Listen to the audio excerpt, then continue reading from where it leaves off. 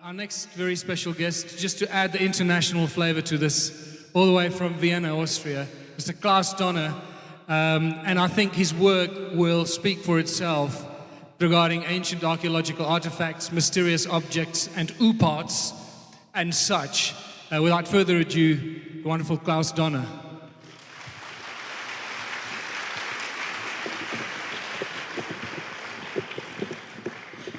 Good afternoon, ladies and gentlemen. I'm very sorry that you had to wait so long time, but sometimes technical problems happen.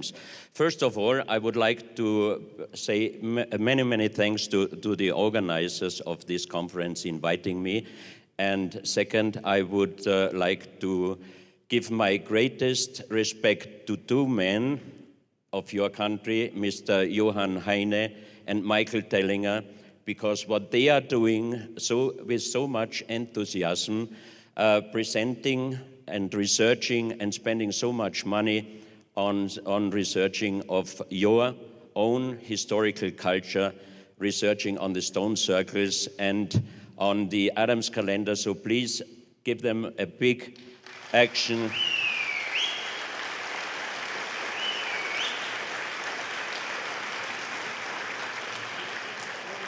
I think it would be better for many governments to spend more money on archaeological researches than in spending money in war and in armors.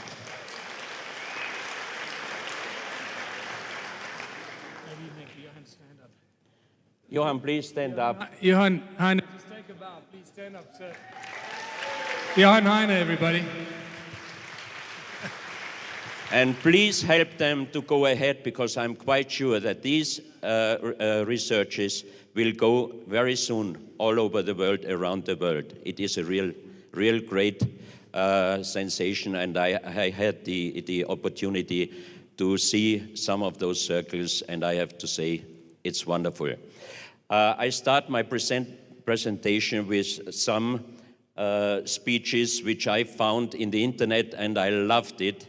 There is no mystery about who built the Great Pyramid or what the methods of construction were, and the Sphinx shows no signs of water damage. There were no humans in the Americas before 20,000 BC, and I can prove there were humans there at least 400,000 years ago. The first civilization dates back no further than 6,000 BC. This is a great joke. There are no documented anomalous, unexplained, or enigmatic data to take into account. I will show you some. There are no lost or unaccounted forced civilizations. There were. Let the evidence to the contrary be damned. No, we are researching.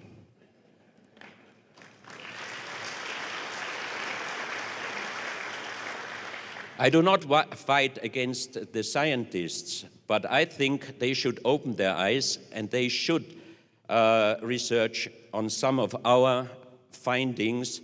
I think they might find out many strange things. All of you know the legends about giants and little people. I was invited 2003 from Professor Wayne Deloria, who unfortunately passed away a few years ago. He was the most famous North American Indian. He took rights against the government for his indigenous people, and he was a great researcher. He invited me to a 3-day meeting with 15 elders of the big North American tribes, and the 3-day meeting was about giants and little people. Until this meeting, I had never any experience or data or facts about giants and little people. But after that meeting, it really started, and I was very much shocked about some of the findings. You see here, on your right side, a normal human man with about 180 centimeters, and next to him, you see skeletons where we found documents or stories or legends about giants. The one before the last one on the left side is about 7.60 meters. I got the information that Father Carlos Crespi in the 1962 was called by people from Ecuador from a mountainside because a heavy storm brought down a part of a platform, and they found a lot of destroyed bones. And as they didn't know what kind of bones these are, they called Father Carlos Vaca, who was working in a hospital, and he recognized that these bones are from a human. But he also found out that this skeleton must have been the size of 7.6 meters. Here you see Professor J.J. Hertag, an American researcher, in front of the big human footstep in your own country. So that means giants also lived in South America. In South Africa. Here you can see a photo with some of the bones. Father Vaca recognized some of the bones and he described them. When I found the family, because he passed away just 1 month before I could find his niece, she allowed me to bring some of the bones with me to Vienna, and we had several researches in Vienna. This is a part of the skull, and it must be so old because some of the parts of this bone were already crystallized.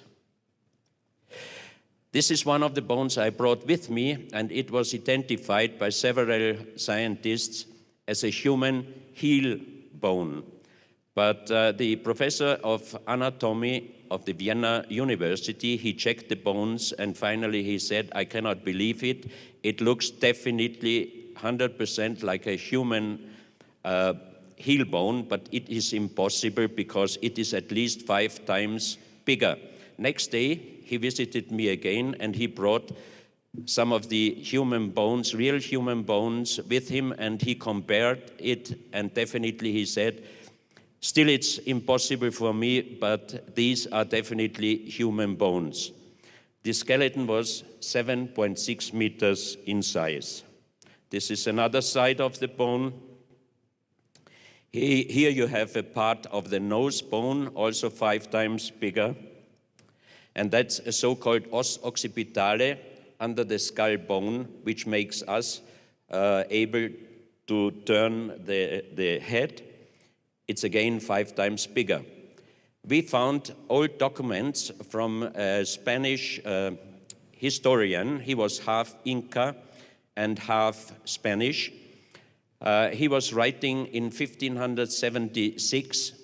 Today we found several human skeletons at the coast of Esmeraldas in Ecuador, and they were all 5 times bigger than we were. At this time, a Spanish man had the size of about 150 centimeters. He was just a little bit smaller than me. In the Museum de las Culturas Aborígenes in Cuenca, we found these eggs. The egg is 70 centimeters in size. It's granite, very heavy. You can even see where some rope was around it, and it was definitely used. In the museum, of course, it is mentioned as ceremonial eggs. And we did measurements with existing real stone eggs, and the size of this one is again 5 times bigger. This is another big, like this size, stone eggs, also in the same museum. And this is another one like this size. So that means a 70 centimeter stone eggs wouldn't have been able to use for a normal human to use it or to handle it. But for a man with a size of 7.5, 7.6 meters, it would have been definitely possible. When I had the exhibition Unsolved Mysteries in Switzerland, we did a model of a 7.6 meter skeleton, which you can see part of it here, and you can see that the big man even didn't reach the knee of this skeleton. Here you can see part of the skeleton and the skull we had to do like this size, that 2 men could hold it. Here we have a graphic of the South African petrified stone footprint, and we did a measurement of a normal man foot size of 1.7 meter. He would have a shoe size of number 41, and on the other side you see this guy's shoe size 177, and we measured out that he might have had 1.6 ton of weight. So now, of course, a normal scientist would say it is impossible in that size because the heart wouldn't be strong enough to take care of the blood pressure. But who knows when they really lived? And we have also animals in a very big size. We have plants in an oversize. So why not human could have had a big size? This is a skeleton of one of the giants they found in the jungle of Bolivia in some caves. The size of every skeleton was about 2.5, 2.6 meters. The interesting thing on these skulls is that the jaw is very much stronger than our jaw. The size, of course, with 2.6 meters, they have to have a bigger skull. But for me, the most interesting thing is that we, as Homo sapiens sapiens, we have the fontanella and we have 3 bone plates. These skulls do not have any bone plate. The whole top of the skull is closed. So that means for me, those skeletons cannot be Homo sapiens or any other known human type. I hope in 1 or 2 months I'm able to fly to Bolivia. We have the agreement with the army that we can visit those places. And then, of course, I ask them to bring at least 1 or 2 small bones with me that we can do a DNA analysis and an age dating in Vienna. I'm wondering what the result will be. This is a very huge stone found in a coal mine in USA. The coal in this area is around 68 million years by geologists, and you can see a petrified skull in the stone, which is also much bigger than a model of a human skull seen on the same photo. We had this stone also in Europe, and if you knocked on the top of this skull, you can hear that inside it was whole. That means, for me, it looks really that this is an original fossilized human skull, but also oversized. This is one of several skeletons found in Utah, in the United States. Most of these skeletons had also the size between 2.5 and 2.6, 2.7 meters. If they would have found only one skeleton like this, of course, most of the scientists would immediately say that was a kind of sickness, because also in our days we have several people with a very big size, with a very big size of 2.5 meters, 2.3 meters, but they have a kind of sickness. So if it would be just one skeleton, I would agree, but in Utah they found several of them, and altogether very close in some caves. That's another skeleton from the same place, Utah in United States. This is an old photo from a museum in Malta in the Mediterranean, and you see here several very strange skulls, elongated skulls, but to the back side. And a few years ago, these skulls were no more seen in the museum.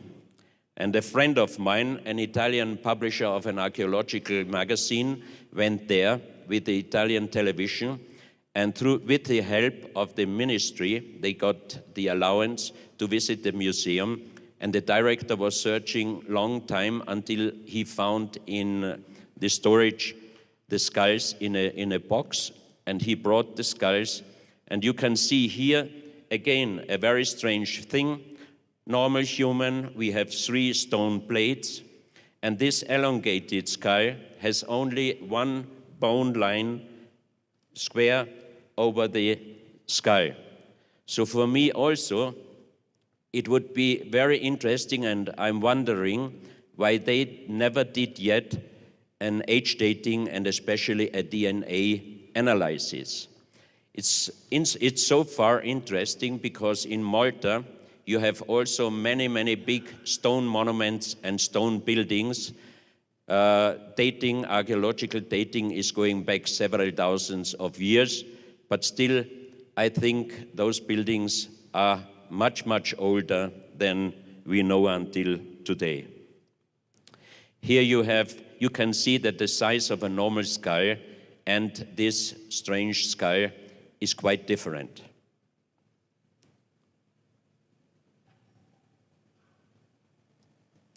This is my friend Adriano Forgione with the director of the museum holding this skull.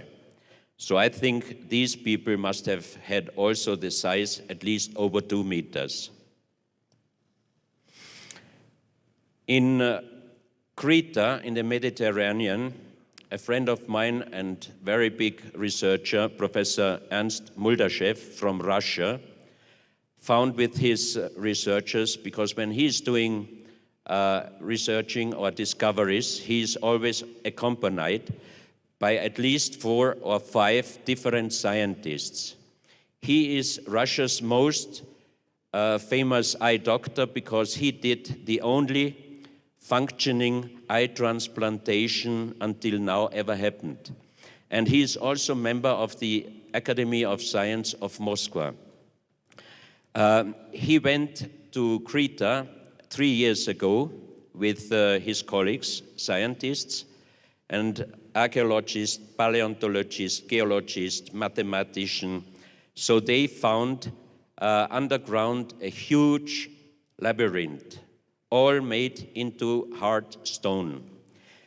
The entrance was always from the bottom of the earth going down, then a smaller entrance, and you can see that this entrance was able to be closed with this laying stone in front of the entrance. Also a perfect stone work. This is another entrance to the same underground labyrinth.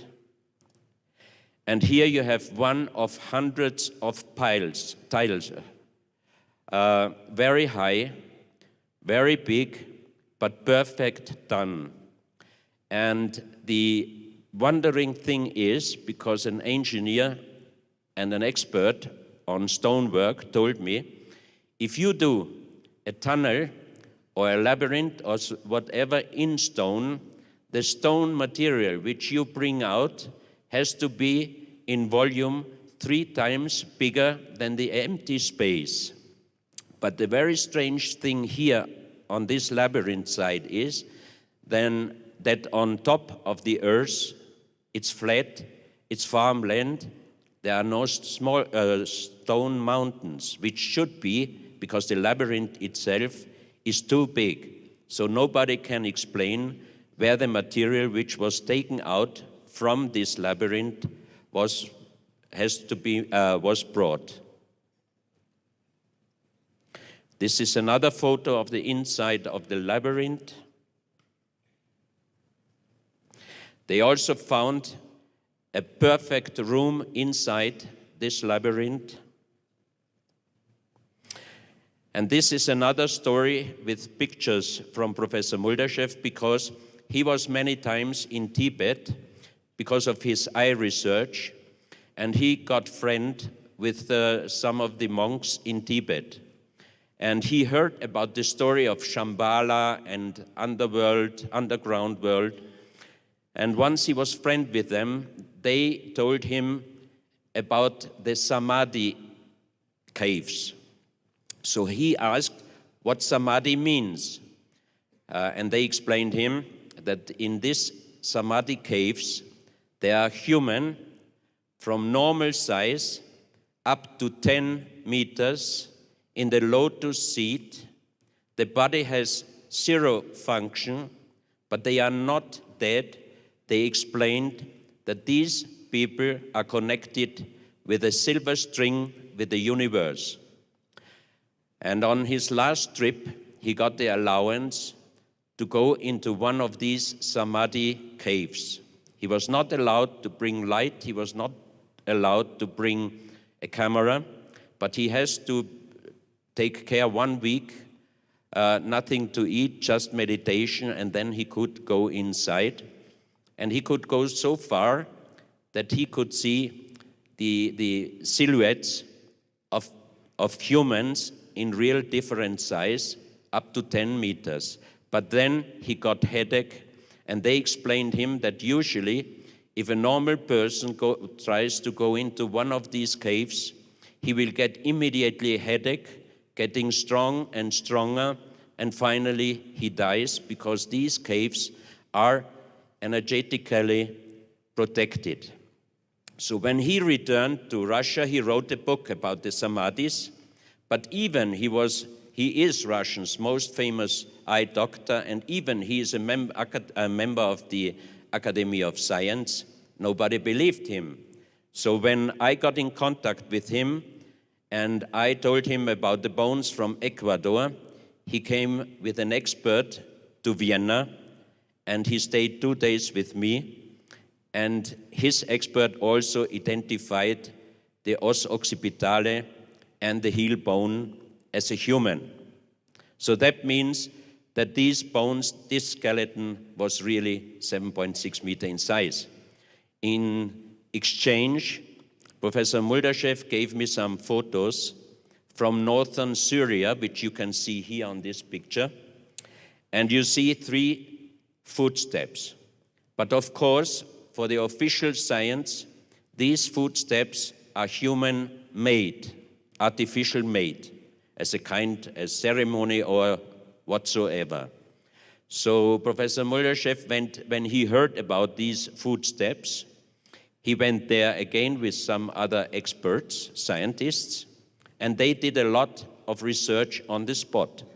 They filled in water into the 3 steps.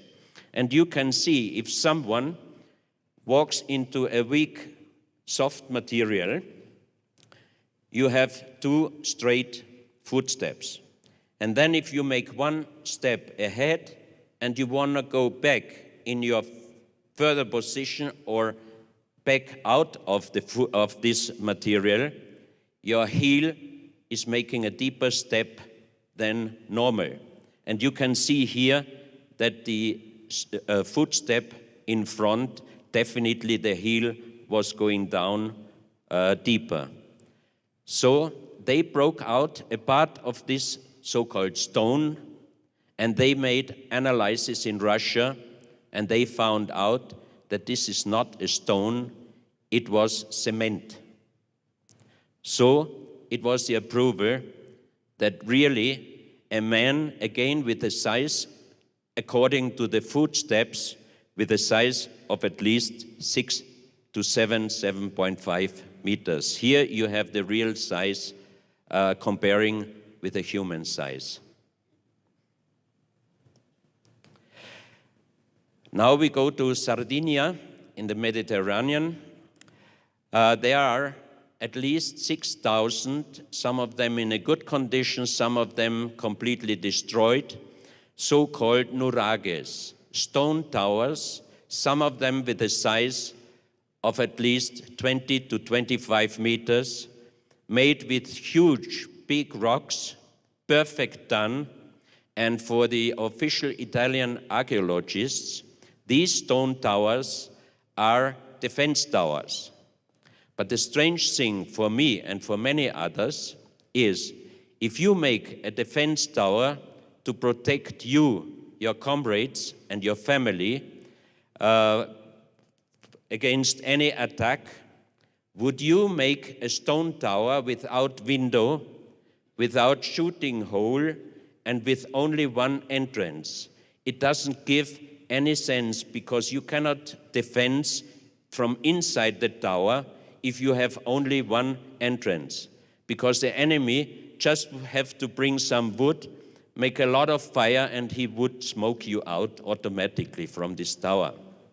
Another strange thing was that close to some of these towers, there are little hills. And if I would make a defense tower, I would choose the small hill, because then the enemy has to come up. But many of those so-called defense towers are on the flat countryside. Here you see one of the still very good condition, nuraghe. And here you see on top a friend of mine, and you can see how big they are. And this Gruppo Ricerche Sardinia is a group of private researchers, not scientists. But since the last several years, they went to some of those important nuraghes on many days, in wintertime, summertime, autumn, springtime, at the equinoctial days, at the sunsets, at the sun rising, and they found out that these towers had astronomical functions. One of the towers is very interesting because there is one hole on top of the tower, and only on one day in summertime, on 21st of June, at noon, the sun projects inside the tower on a place where there was a big stone, like a kind of altar. The face, the light, like a bull. And the bull, in many countries, in many myths and legends, has a very important role. And these researchers found out that a star called the bull star was functioning as a Venus in our days before the so-called flood around 12,000 years ago. But they think, upon their researches, that these towers are even bigger. Why I talk about the nuraghes? Because in Sardinia are many, many stories about giants, and there are also many caves. Caves, they call it the giant tombs. And those giant tombs have the form like a bull's head. Here you can see this nuraghe where the sun is projecting the bull's head inside on this little altar, stone place, ceremonial place. And in the front, at the beginning of the tower, there are little holes on the bottom of the tower. So also it would be impossible to use them as defense, because you only might hit your enemy in his feet. So they also checked out on 21st of June, at the winter solstice, summer solstice, they found out that sunset and sun rising where the sunshine was straight going through two of these little holes, on one side entering, on the other side going out. They made some smoke to see exactly the sun rays, and for them, these nuraghes had astronomical function, but more they don't know yet, but they are still researching. That means you must not be a scientist to find some very interesting things, and that's also, again, I come back to Mr. Johann Heine and Michael Tellinger. They are not scientists, but they found out more than many of your scientists found out until today. This is the entrance of a so-called giant tomb. You see, it was a long tomb, and on the right side of the entrance, there were constructed like the bull's head. And around those tombs, very old persons in the age of 85, 90 years when I was there at a conference with Andrew Collins last November, they told us that in the 1935, 1940s, they opened some of these giant tombs, and they brought away very big skeletons. So again, an approval for those people, because it was not only one man who told this story, but several of them. So it must be reality. I believe in it. This is the entrance of a giant tomb. And this is the top of one of the giant tombs. And you can see that we just tried to show if 3 people are standing around this big, very heavy stone, you cannot place so many persons that they even would be able to lift a little bit this heavy stone. So the big question is how and who was able to bring up on top of this cave this heavy round stone. This is another entrance of a giant tomb. Age dating, archaeological wise, goes back 1,800, 2,000 years. But then a friend of Adriano Forgione was diving at the coast side of Sardinia, and he found on the bottom of the sea one of these giant tombs. That means it must have been built long time ago, at least, most probably 10, 12,000 years ago, when the sea was much lower until today. This is a destroyed giant tomb. And here you can see that also these stoneworks were done very precisely. Some of the blocks are so perfect, fitting into each other, it looks like the South American stone buildings, stone walls in Sacsayhuaman, in other places, but how they really were done, it's very hard for us to explain until those days, even for the scientists. Then we had the chance to visit the inside of the island, and I was shown this very big menhir, which looks exactly the same like we saw on the presentation before. And for me, one of the most interesting things was, in the middle of this island, we found stone cuts, rail cuts. You might have heard already that in Malta were found the same rail cuts in stone. The explanation of the scientists is that it was because they were driving with their horse carriages so long until these stone cuts were done. I don't think that's so easy, and especially inside Sardinia, where nobody is living, only a few farmers.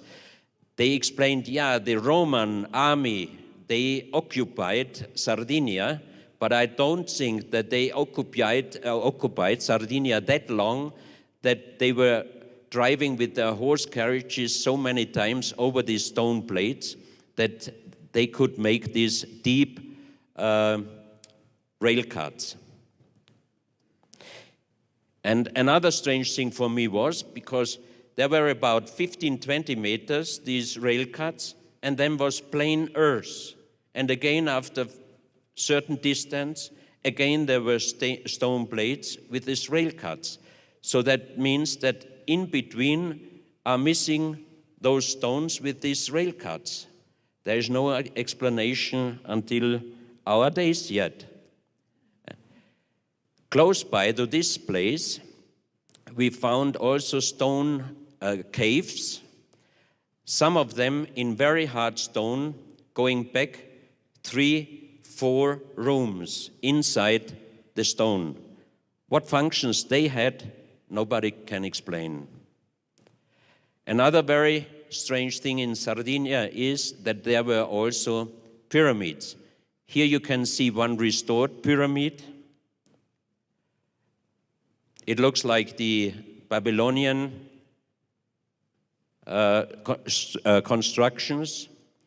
This is a destroyed giant grave, sorry. And then on a hill, we were shown a lot of precise done big stone blocks, and they think, and I can believe, that these are stone blocks from a destroyed pyramid. But for me, again, a very strange thing is that every of those laying stones on different sides, they have all on one side a perfect crystallization. And an old gentleman there with 86 years, he showed us these strange places inside Sardinia. He brought us away from these sites to a small hill, and he showed us a huge stone with several markings on it. And for me, there is a building under earth, and he said the archaeologists, they are not interested at all to do there any excavations. And for private persons in Sardinia, it is forbidden to make any excavations. Otherwise, this researcher group would start immediately with the excavation.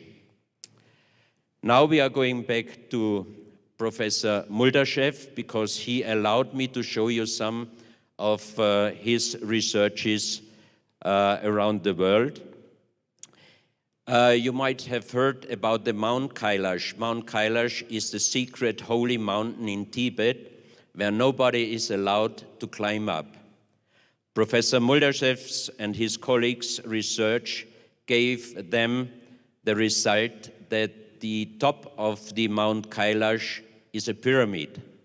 Then they did satellite research measurements about the height of the Mount Kailash, which is usually known as 6,704 meters, and they found out that the Mount Kailash is 6,666 meters.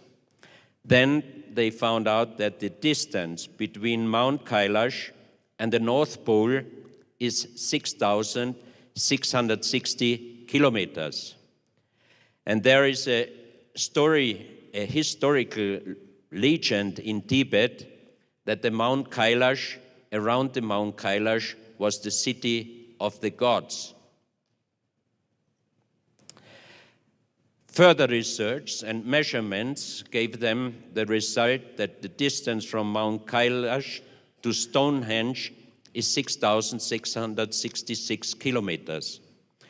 The distance through from Stonehenge to the Bermuda Triangle at certain point, but this is difficult to say, was that the right point, was about 6,660 kilometers, and from there to the Easter Island, 6,666 kilometers. From Easter Islands, the distance to South Pole is 6,666 kilometers. From South Pole to Mount Kailash, 2 times 6,666 kilometers. And from Mount Kailash to North Pole, 6,660 kilometers. So they made further measurements, and the distance from North Pole to the Great Pyramid of Giza is 6,666 kilometers. From North Pole to Mount Kailash, the same distance. And between the Great Pyramid of Giza and the Mount Kailash, 4,999 kilometers.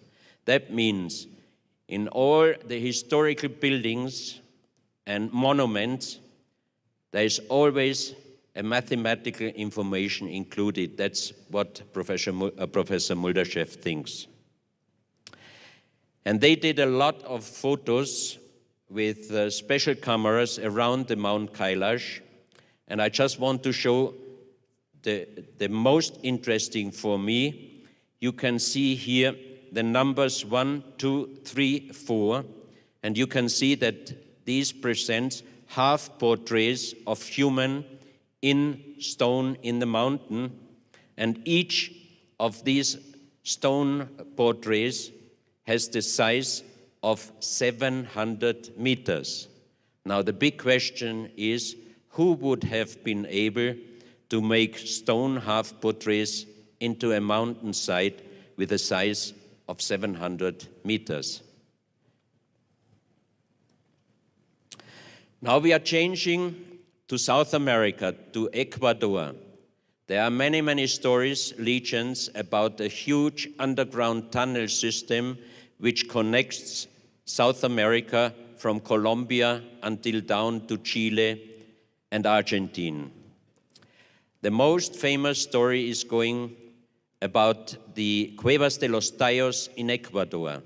There were several expeditions already inside, and I was lucky to get a contact with an Ecuadorian who was in the Cuevas de los Tallos with a researcher group and a television team from Ecuador last year and 2 years ago. And he told me that they could research on 16 kilometers, huge mostly man-made, not everything, but mostly man-made underground tunnel system. And he provided me this photo, and he explained me that they found a huge hole. You can see the entrance of this hole. It's about 30 meters high, and you can see a human, but this is only a wall painting. And the little black thing next to it, I have to show it.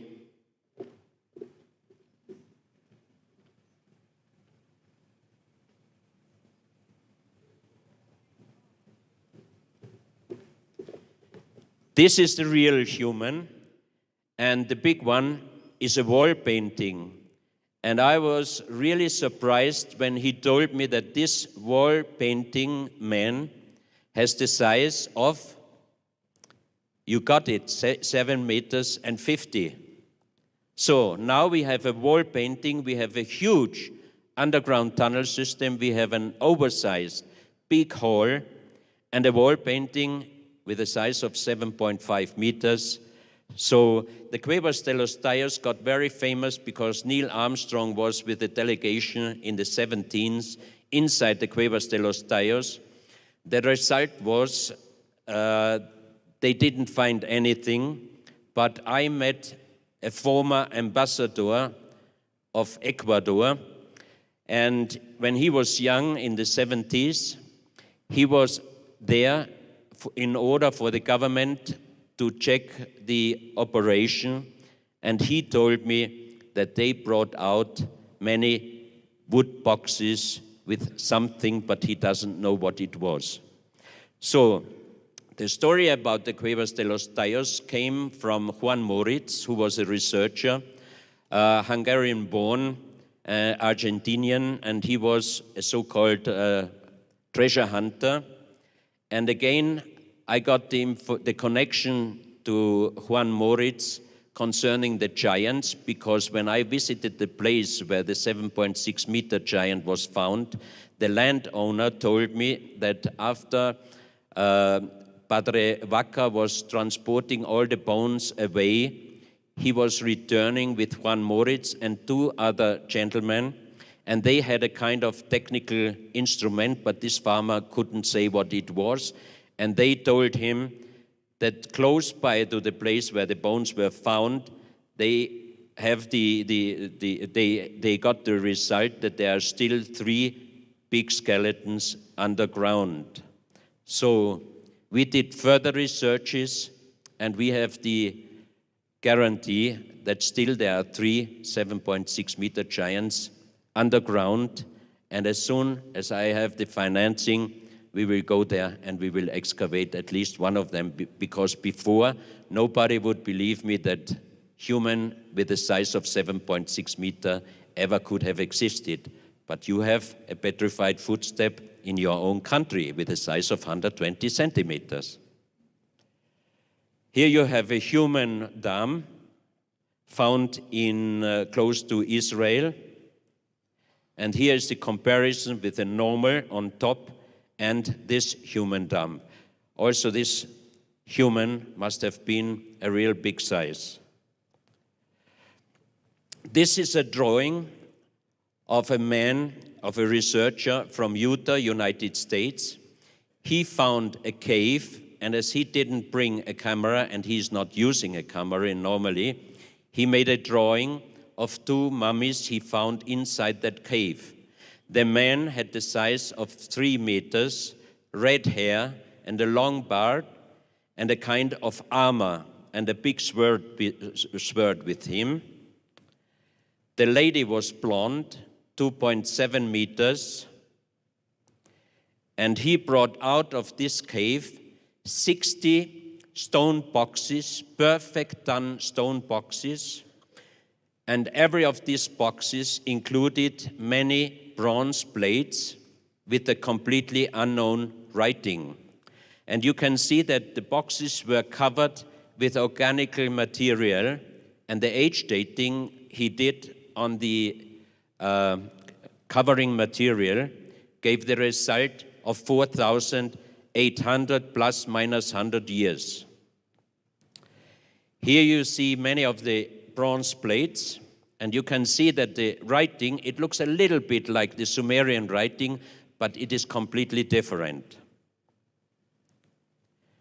And on this one, you see the ink carving like he did the drawing of the lady mummy.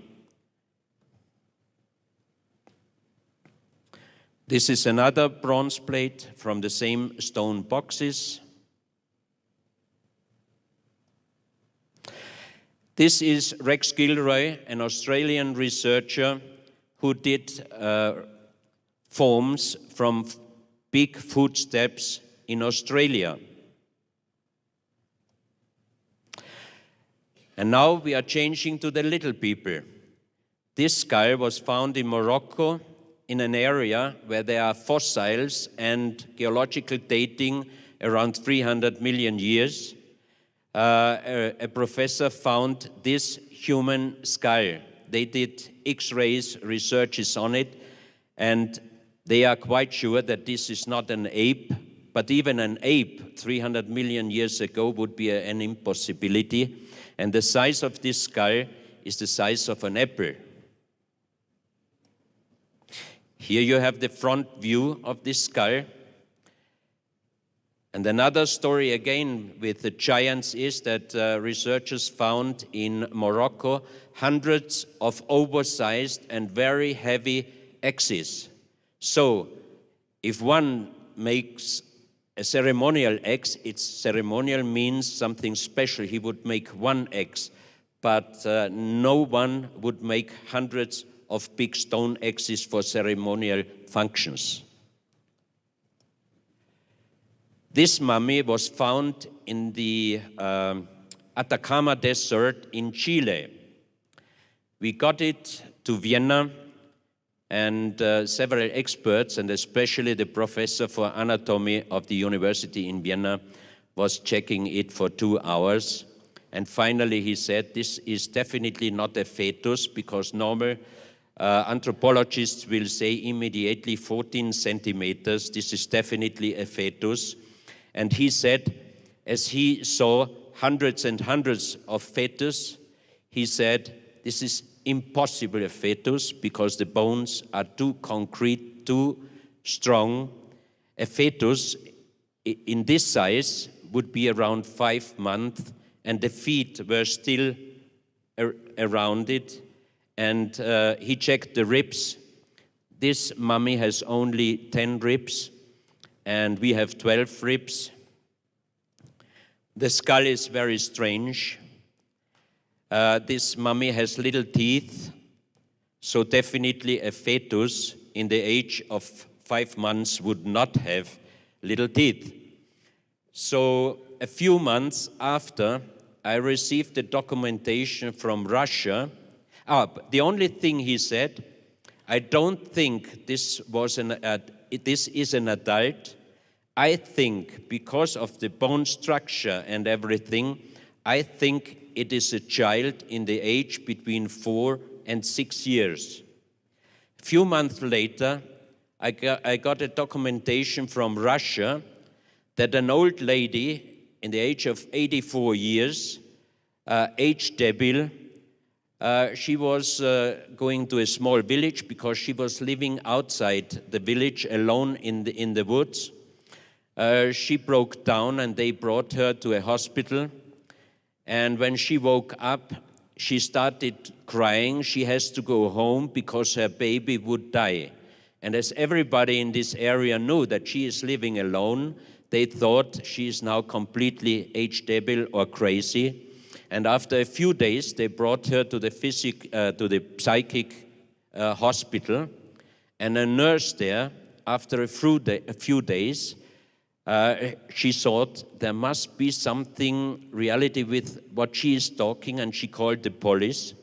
And the police visited the house, opened the door, and they found a mummy, exactly as you see this little mummy. But the difference is that the mummy in Russia was 28 centimeters. That means if the professor in Vienna was right, and I think he was right, the mummy you see on these pictures with 14 centimeters was definitely a child in the age of 4 to 6 years, because in the adult age it would have the double size, and that means the mummy from Russia would have been an adult. So they asked the lady when she found this being, because she explained that it was alive. So she said she found it in the woods, and she thought it's a child thrown away by the parents, and she brought it back home. And this being, I would say this being, was only eating sugar water. She explained that it didn't eat anything else but only sugar water, and it was living with her for several months. So we have definitely no explanation what it is. On the documentation you could see the police, you could see the interview with some doctors in this area, but then people from Moscow came and they brought it to Moscow. This is another photo. And the mummy from Russia, I'm sorry I didn't bring the video with me, but it looked exactly the same. Also the strange skull, everything same. And it was alive. Here you see the bone structures. No fetus in the age of 5 months would have the same bone structures. The fingers also quite different with a normal human finger. Now we go to another field, to the elongated, or for me some of them so-called elongated skulls, worldwide found. The explanation worldwide was that they did deformation to look like the gods. Which gods? That's a big question.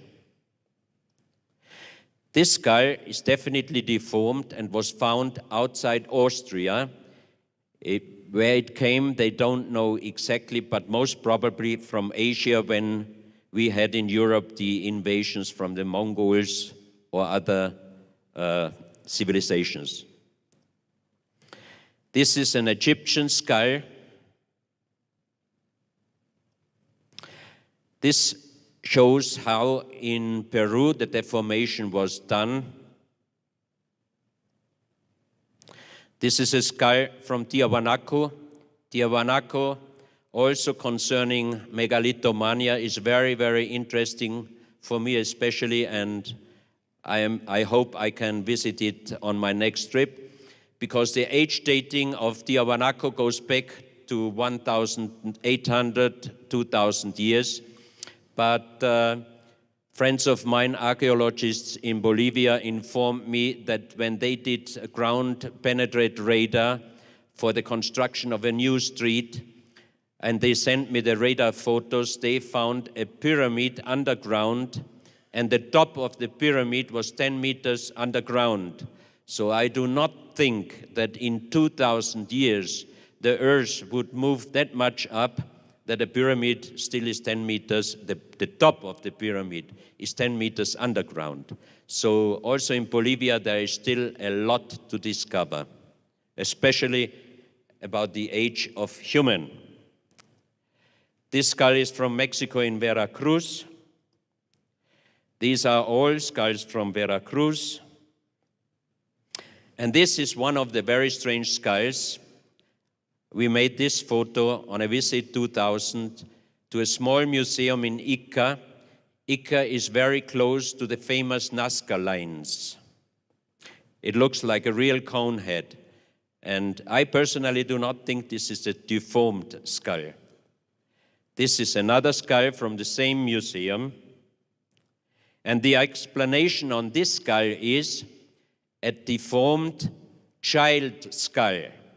But look at the bone material. And as you saw before, like they are doing this, the skull deformation with bindings around the children's head, how could the child's bone getting the double or triple bone material just through bone deformation, skull deformation? I asked many anthropologists, they couldn't give me a real answer.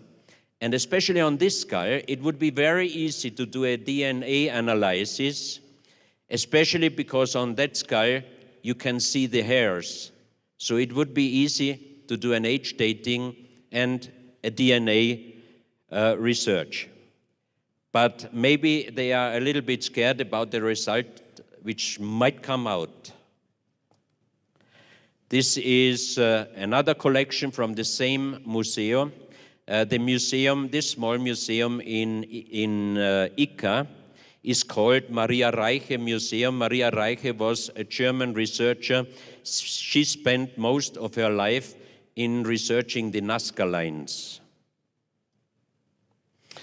This is one skull, human skull, at the National Museum in Lima, and they did a model how this human must have looked like.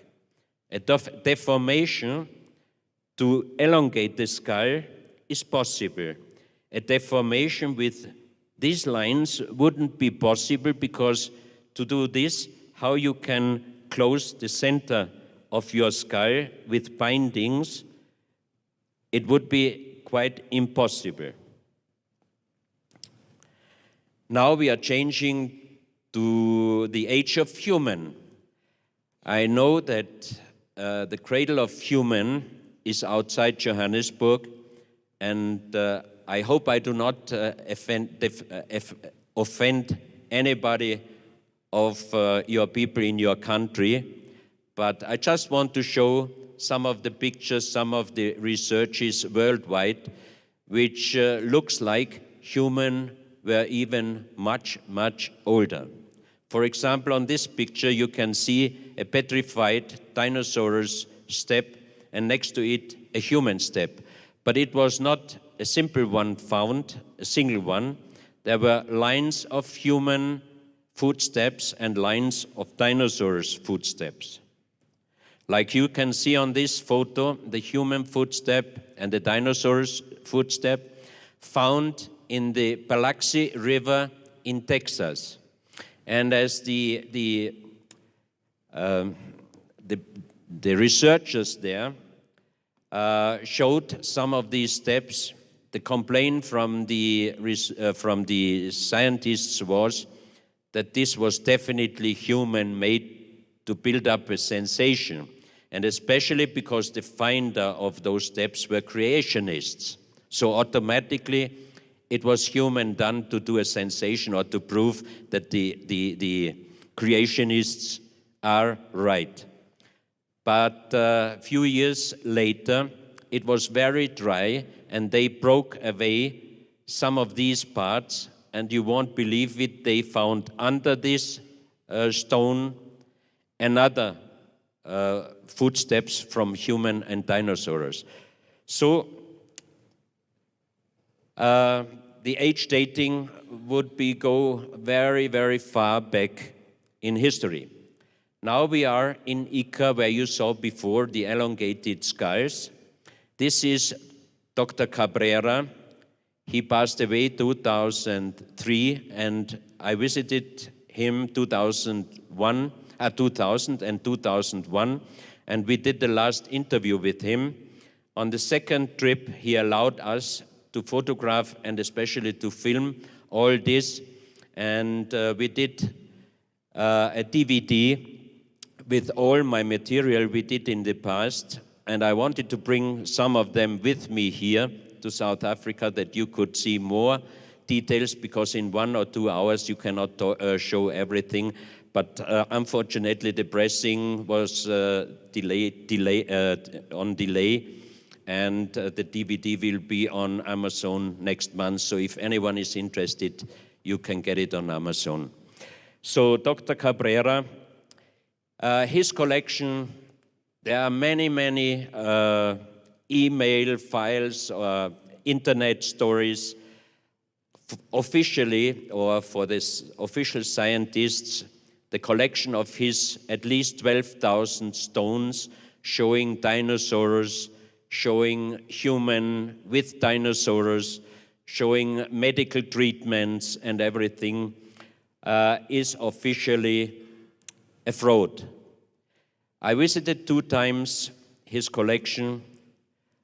I found out that he also, in his collection, he had some new done stones. That's reality.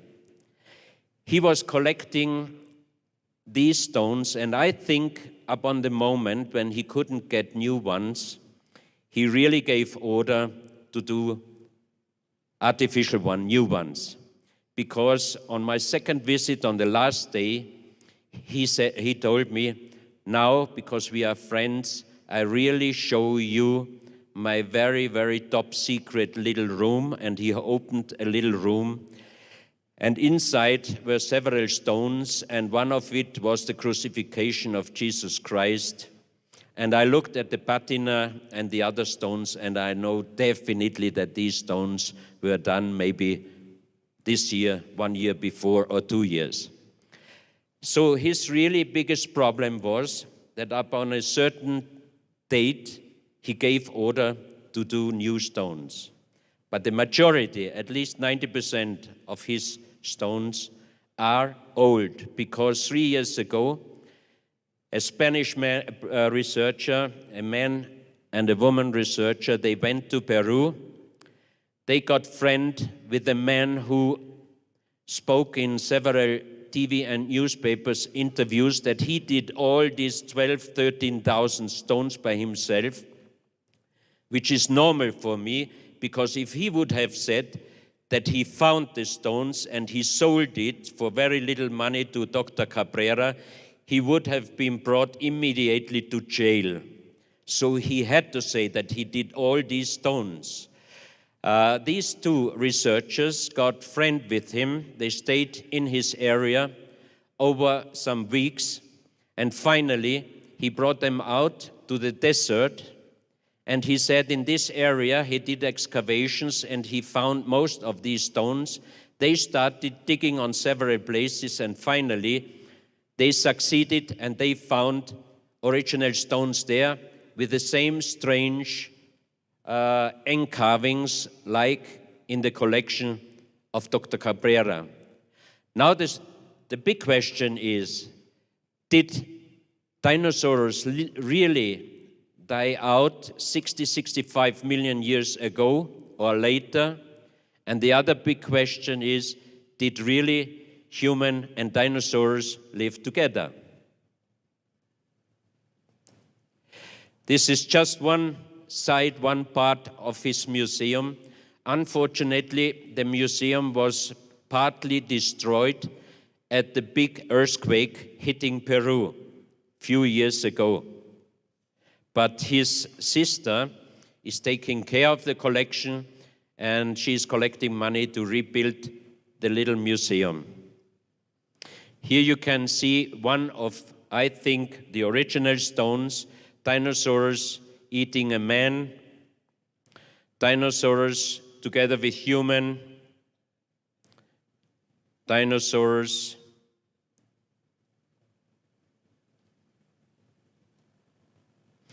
That's another interesting stone showing two persons, a step pyramid and the sun. In my researches worldwide, I always found the sun, and it's no wondering the sun is necessary for human life, and it had a big role in every civilization, in every human life. But one of the strangest stones there are the two men with telescope watching some stars and a comet. And many of his stones are showing operations. And of course, Dr. Cabrera was a medical doctor. And of course, the explanation of the scientists against his collection was automatically, of course, he is showing operations on his stones because he's a doctor and he ordered several operations. Here it looks like a very strange operation through the mouth with again two men. And then on the last day he allowed us and he told us he has another very interesting room which usually he never showed the visitors of the museum. In the backyard he opened a door and there was a long room with left side, right side filled with ceramics. Completely filled. But now, my question was, if he gave order to do these thousands of ceramics, terracotta, what was his reason? He never showed them. He never sold them. So, again, showing human together with dinosaurs, and on many of his artifacts is always showing a leaf, and I was wondering, what does this leaf mean? And strange, in many other stone carvings from other countries, I also saw several times the same leaf from other cultures, from other time. What it really means, I don't know. Maybe some of you might have an idea, or some of the persons watching this presentation could give me an idea. I would be thankful. This leaf, so many times presented. Here, the fight of a man and the dinosaurs. I asked him if I can take part of one of those broken statues. He didn't allow me. So now, could be that they were new, or maybe they were real old and he didn't allow me, but the idea behind, I don't understand. If someone gives order for thousands of artifacts and he puts them away into a room and never shows it, never sells it, there is, for me, no logistic behind it. Also, in these ceramics were presented many operations. And the strange thing is, you can see again here the leaf, and the man laying has a different face, like the man who is doing the operation. Another photo of the operation. Here, both of the persons or beings presented have the same face. Here you can see one by one, some of them same, some of them different, presenting different operations. Heart transplantation, brain operations, many things. So this was the Ica collection. And a friend of mine, a geologist, he is now in the age of 70. He spent 2 weeks with Dr. Cabrera about 10 years ago, and he is really a professional geologist. He was working all over the world, also in South Africa, and he spent 2 weeks after his retirement with Dr. Cabrera, and he told me what I thought upon my feeling that 90% of the stones are really very old, but he has new ones too. Now, these photos are from a big collection of over 30,000 pieces from Acámbaro in Mexico. Acámbaro is a small village, and close to the village is a very big mountain, the so-called Bull Mountain. And in the 1930s, 1940s, a German called Waldemar Julsrud found some of ceramics on this mountain, and the farmers there told him that always they found some ceramics, and he offered them a little money for each piece they bring him. And they made excavation on this mountain, and finally in his collection, when he passed away, he had more than 32,000 artifacts, terracotta artifacts, showing human with dinosaurs, very strange humans, some of them looking like Phoenicians, some of them looking like Egyptians, and several other civilizations. But the strangest one definitely like dinosaurs. And this was in the 1930s, 1940s. And of course, until today, for the official scientists in Mexico, this collection is a fraud. There were several age dating in United States on some of the pieces, and the age dating you will see soon after the photos. All kind of dinosaurs. How could people know about 2,500 up to 6,000 years ago how the dinosaurs were looking? This is a big question.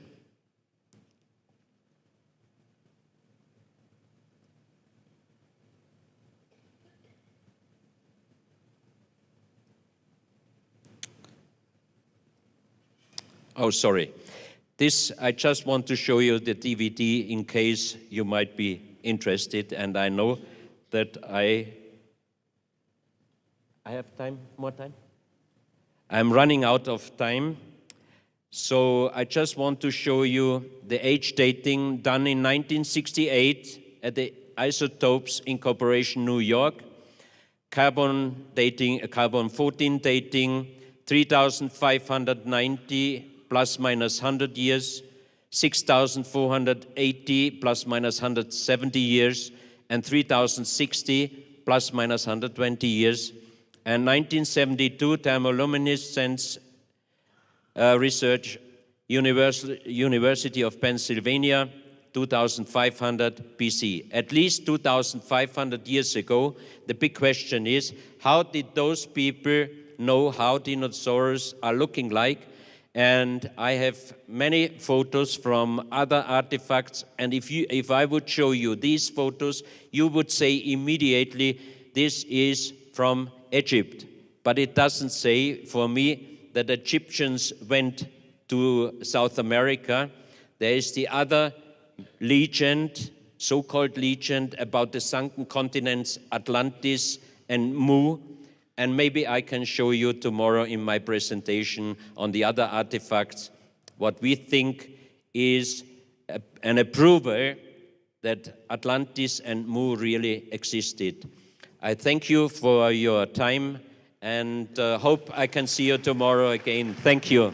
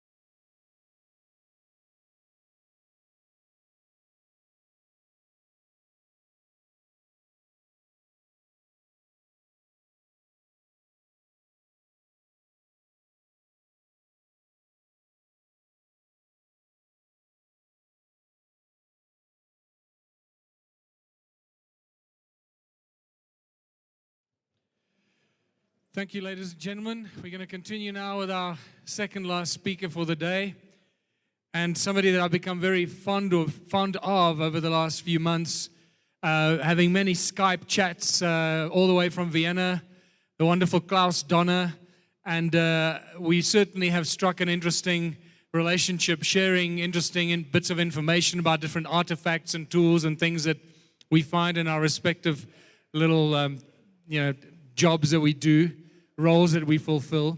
So Klaus is going to continue now with his part 2 of Unsolved Mysteries and take you on a continued journey of discovery with some of the phenomenal artifacts that he's been collecting for a long time now that really defy any kind of logic and force us to reconsider our human origins and our human history.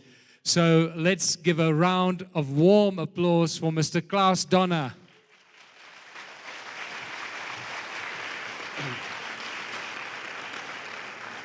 Good evening, ladies and gentlemen. First of all, I have to say I'm very sad that I have to leave tomorrow evening, because the few days in your country were just wonderful. I met so many good friends, and you live in a great country.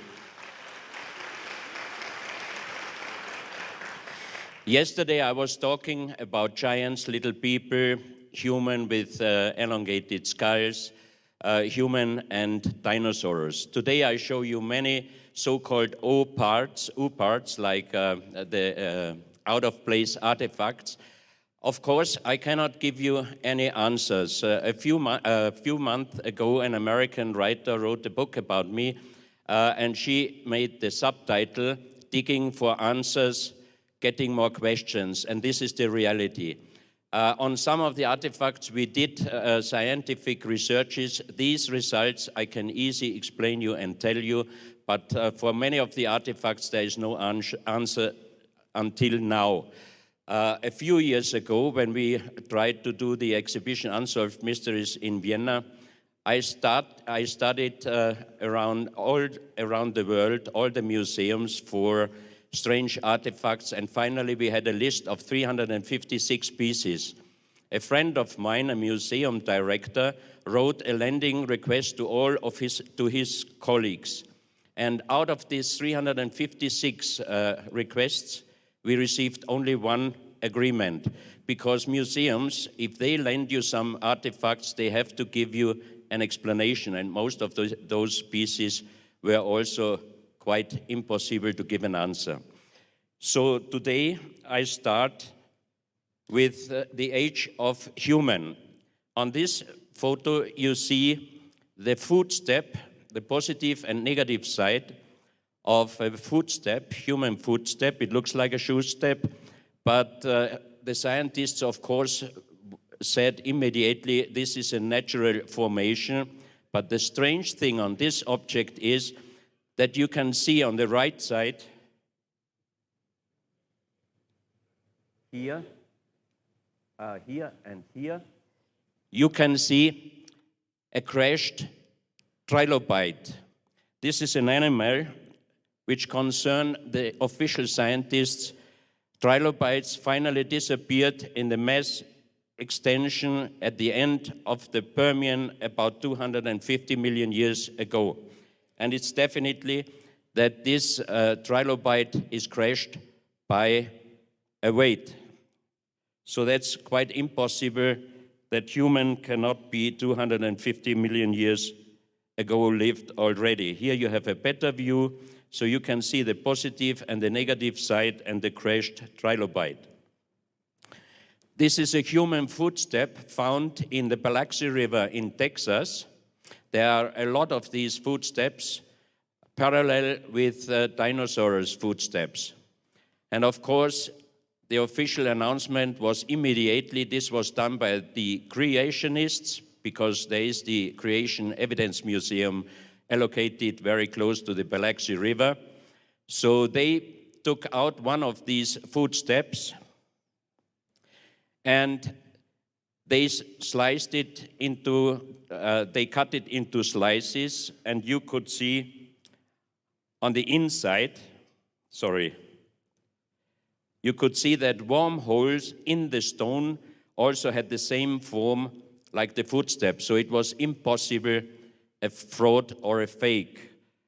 But as these footsteps were parallel with human footsteps, with dinosaurs' footsteps, that wouldn't have been possible. Age dating also there around over 100 million years.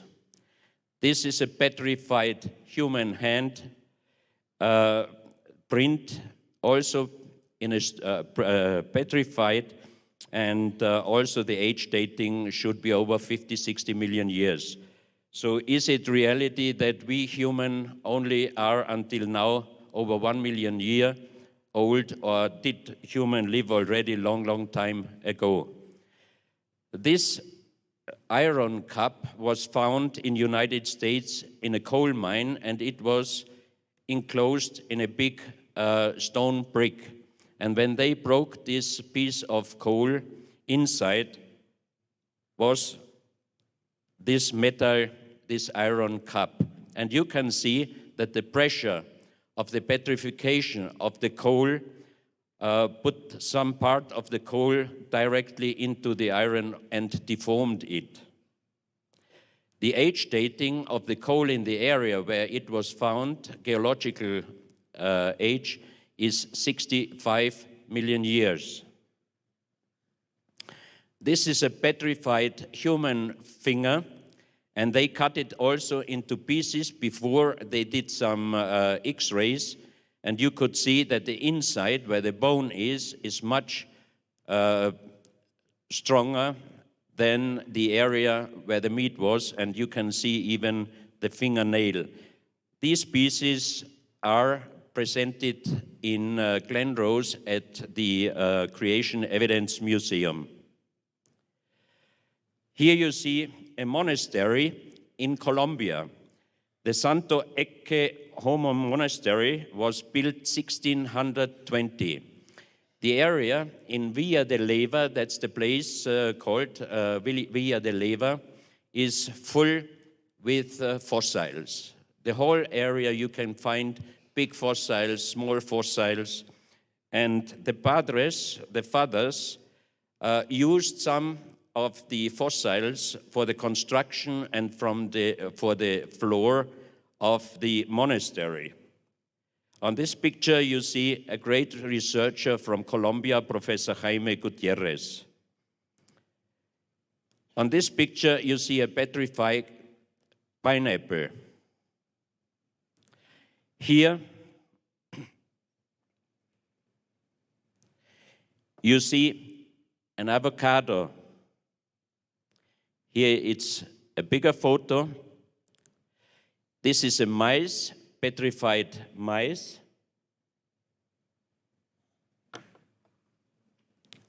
And this is Father Huerta.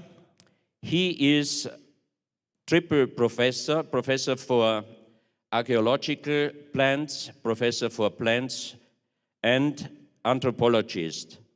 He found in the area of Villa de Leyva many petrified, cultivated fruits and vegetables. In his hand, he is holding a cocoa and a petrified banana. That means there must have lived human, because animals, or if there are so many fossils, dinosaurs wouldn't have been able to cultivate fruits and vegetables. Here you see a close-up of the cocoa and the banana. This is a Pinos, and they built up a small museum close to Villa de Leyva showing all these petrified cultivated fruits and vegetables. Here is Padre Huertas with human, sorry, I cannot read it on the picture. I forgot the name of this bone. You can see that this one is much bigger. It's about 20 centimeters. So these human living there must have been also bigger than we are in our days. Also petrified, this bone. On this picture, on the left side, you can see a human hand, and on the right side, a human food. We did a lot of researches on this piece. Also in the United States was done a lot of researches, and the result was that this is a human hand and a human foot, fossilized in a stone plate, and geological dating of this stone from the area of Via de Leyva is about 120 to 140 million years. This is a close-up of the petrified hand.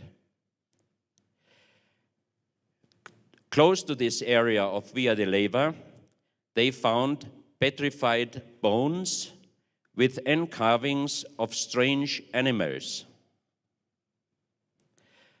On this close-up photo, you can see that on the right feet, there is a kind of a ring, arm ring. So that's very strange because those pieces are definitely bone. It was researched, it was checked in Bogota at the university, petrified bone, but it takes a long, long time that bone really petrifies. But the strange thing is that even this animal has a decoration on the feet. And here you see also 3 bones decorated with ink carvings. And all these 3 animals do not live in our days in South America. They don't know what kind of animals these were. And all 3 pieces are petrified. You can see the wonderful end carvings in the big skull plate of an unknown animal. This is the front view, and definitely these 3 animals, they do not live in our days, and they are unknown in South America, especially in Colombia, where the pieces were found. Yesterday, I showed photos from the collection of Dr. Cabrera, the so-called Ica stone collection, but they found also some encarved stones in Colombia. And on that photo, you can see a bat with a tail. And at the end of the tail, there is a kind of leaf, which we found also on many of the stones of Dr. Cabrera in Peru, Ica. A bat with a tail is also unknown in the scientific world in South America. This piece I wanted to show you because it's a wonderful done piece. It shows 4 faces on the front side, left side, right side, and on the back side. And on top you can see a snake. And this is also very interesting because all over the world on unexplainable or strange artifacts, we always can find a snake. This is El Invernito. It's concerning the archaeologists, 1,000 years old Muisca observatory. The Muiscas were the indigenous in the old time in Colombia. All these pieces were cut down by the conquistadors, so it was definitely an archaeological and astronomical site. And I personally think this place, the stone monuments are much, much older. It's the same with your stone circles here in South Africa. How is it possible to say that those pieces or these monuments are 1,500 years old? Because it's impossible to make an age dating on stones. So it's a big question mark. There is also inside this area a very big cave. And on top of the cave is a huge stone plate, very, very heavy. And the material of these stones and also of big phalluses up to 8 meters is about 65 kilometers far from the place where they are now, and they had to transport them over several mountains without streets, without anything. So it's a big question, how could they do these transportations? In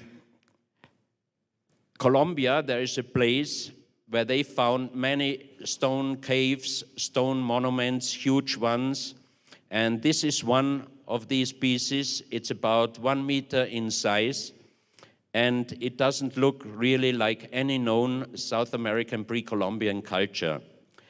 At the area, I saw personally several huge statues with long teeth, two long teeth on the left side and right side. And one day I received from Chinese archaeologists from southern Mongolia some photos with very strange round pyramids. And also they found in this area the same size stone monuments with exactly the same faces and also exactly the two teeth. So that means, was it just a coincidence that they had the same idea, or was there in the long, long past a connection between southern Mongolia and even Colombia? But we found many, many pieces you will see further on, which gives us the idea, we cannot prove it of course, that once there existed a global civilization on our Earth. This is a close-up. They found also in this area these kind of pyramids. On one side, on this piece, you can see a monkey, and on the other side, as I said before, a snake. So the snake, for our ancestors, must have had a very important role. This is another piece from this area, and the face, as you can see, does not look like a South American Indian. And especially this one. It's a very strange one. The whole piece, the mask is about this size, and it's a very heavy stone, but it's a perfect work. The question is, which civilization existed in Colombia a long time ago? And it's strange, because as I showed you before, in this area they found petrified, cultivated fruits, vegetables, and even human petrified bones. This is one of the most interesting pieces I ever saw, and I could present those pieces also found in Colombia, close to Bogota, in the area where the Muiscas lived. And the Colombian archaeologists did research on the pieces, and they pointed all these pieces out as new done artifacts. And for me, the most interesting and funny story is, when we got these pieces to Vienna, I had the allowance from Professor Gutierrez, and he was with me. We went to the Natural Historical Museum in Vienna, to the Mineralogical Institution, and they did a perfect result on the material. And the material of this one and the following artifacts is lyddite. Lyddite is a very hard stone. It has the hardness nearly like granite, but the problem is that this stone structure is like leaves. So we did the material check first, and then I asked Dr. Distelberger, who is known in the world of museums worldwide as the expert on stone and precious stone work. And he checked those pieces, especially this one, we call it genetical disc. And after checking all the pieces, he told me, I cannot tell you how they did these pieces. I cannot tell you when they made these pieces. And of course, I cannot tell you who made those pieces. But the only thing I can tell you, we are not able today to make the same pieces from the same material. So Professor Gutierrez was very happy, me too, because if those pieces would have been accepted by the Colombian archaeologists, they wouldn't have lended me for the exhibition. So I was happy that for the official archaeologists in Colombia, those pieces are new done. I got it for the exhibition. But how can you make a new piece if the most expert is saying that we are not able to do the same pieces from the same material? The interesting thing on this so-called genetical disc, which is a perfect work, is this place, because here you can see human eggs with and without spermia. So that means the people who did this artifact, they must have had at least a microscope, because human eggs and human spermia you would not able to see with your own eyes. And there are also many strange things on this side of the plate. And on the other side, this you can see a Swedish photographer did with a microscope camera inside a woman a photo. And the photo looks like this human egg with spermia inside and without spermia. On the back side of the plate, you see man, woman, and child on the right side here. And this is very strange. And Professor Gutierrez's idea is, or his thinking, I personally do not agree with, but his meaning is that this is the presentation, the evolution from frog to human. And we found even very old library material from China that some of the researchers in long time ago, they also were writing about the evolution not evolution, sorry, the Darwinism, like the changement from animal to human.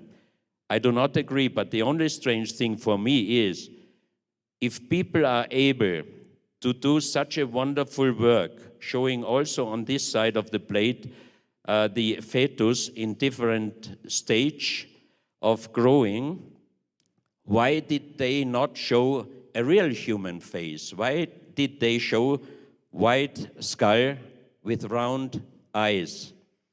We found also many pieces in southern Mongolia, age dating by the geologists there, is between 6,000 and 8,000 years, jade figurines, and they also are presented with very big round eyes. We do not have any answer for these questions.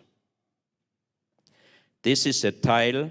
Professor Gutierrez thinks it was a kind of weapon because it fits exactly your hand and you can hit something with the button.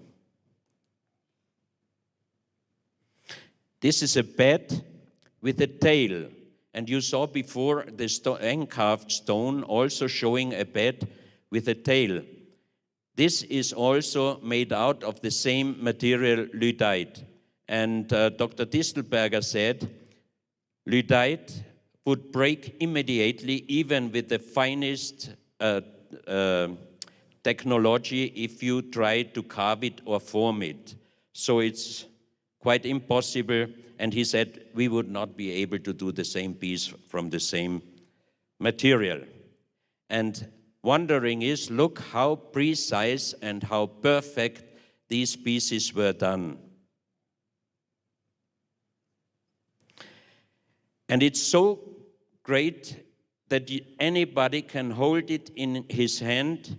If it's a child, if it's a woman or a big man, it would fit definitely every size of hand. So Professor Gutierrez is Colombia's most famous industrial designer and architect, and he said he is taking many ideas of those old artifacts. And once when he made a presentation and he showed these pictures in United States at the university, one student asked him, Professor Gutierrez, as I know you are the most famous industrial designer and architect, couldn't it be that you did these artifacts? And he was laughing and he said, young man, if I would be able to do these artifacts, this perfect design out of stone, I wouldn't be only the most famous industrial designer in Colombia, but I would be the most famous worldwide. This is another piece from the same collection. And also here you can see it fits exactly your hand. That's another one. This is the front side and back side. It shows a woman with a child, and on the right side, a hunter, the man. You can see this piece in original, it is this size. And you could put this piece, you see the form, you can put it exactly on your thumb, and you put your finger on it, and it is exactly like your own finger. So that means you could find any point. It's like you put your finger on something. Professor Gutierrez thinks that these tiles were used for modeling of gold pieces. I think more these pieces were used for medical things. All those pieces are very small, and they have even curves, which definitely would be impossible to do with the same material, because, as I said, its form is like, Lyddite form is like leaves, and it would break even with the finest smoothest machine, it would immediately break. And even the small pieces are precisely and perfect in design.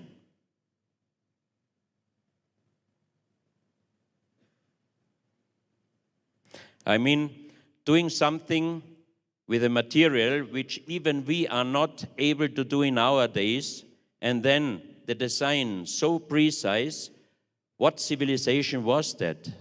That's a very, very big question. And all these pieces, of course, are not connected to any known pre-Columbian culture. Here you have photos, and you can see each piece is perfectly fitting any hand. This is very interesting, same material. It's a knife, and it looks like it was done by an advanced civilization for an unadvanced civilization, because the using is already carved in the handle. You see on top mother's head, you see the child, and when it's born, the mother's line is around the neck, and the baby could die. So you see the arrow going down. So that means if problem at the birth of a baby, you should use this knife to cut the string with the mother.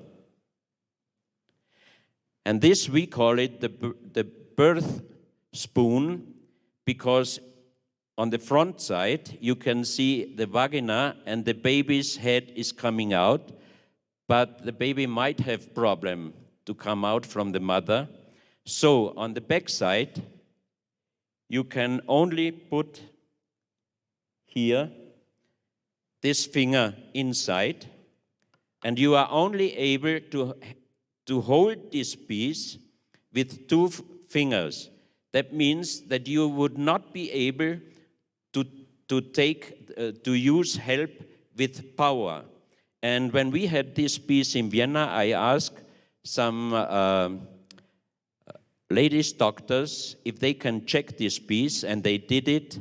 And finally the answer was, it might be even safer than the instruments we are using in our days, because sometimes in our days, if there's a problem with the bone of a baby, they use special material, and sometimes the baby's head could be damaged or injured. So again, a very, very advanced technology and civilization. And again, these pieces, they are perfect in design, as you can see on this picture.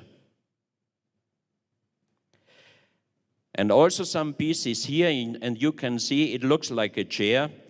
I made a joke and I said, it looks like the dentist chair. And you can see the person sitting on it has a very different face like we do have in our days. And again, my question always is, why didn't they show a really face if they are able to do such wonderful work out of this material. So of course there are people who immediately would say that was done by aliens, but I always say, as long as I don't have the approval, I would never even say so.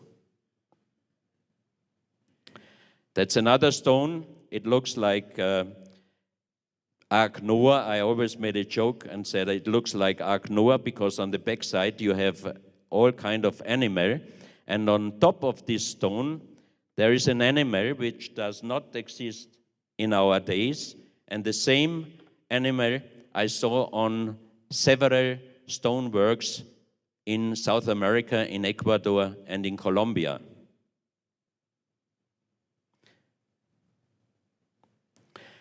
This is another stone found also in Colombia.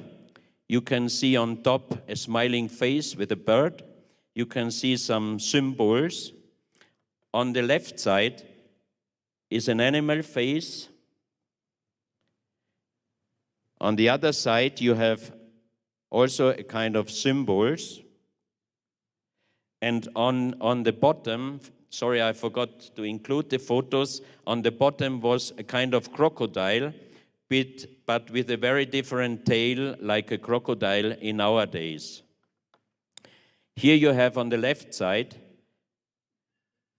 my thinking is it's showing the duality and two pyramids, one on top and down. And for us, the interesting thing was the writing on this side. And the same writing and similar writing we found on stones in Ecuador, in Colombia, in Illinois, United States, in Clausel in France, in Malta, Mediterranean, in Turkmenistan, and even in Australia. So for me, it's very hard to say what it is, but I think there existed a real global civilization long time ago, and if you take the words of the Bible, until the building of the Tower of Babel, they used one language. And it's a very pity because in every country, these stones with these unknown writings are not recognized. In France, a huge collection, a farmer found it already in 1924, and until our days, his collection is not accepted by the official archaeologists. And on the other side of this stone, you can see again 4 looking like frogs. And also the frog played a very important role in the past, in South America, in China, in Asia. So we are still trying to find information about the importance of the frog in the past. It's also very strange. The body itself is an animal, and on top you have the face with long ear and horns. And when I checked those pieces, Professor Gutierrez told me that these pieces have a very strong energy.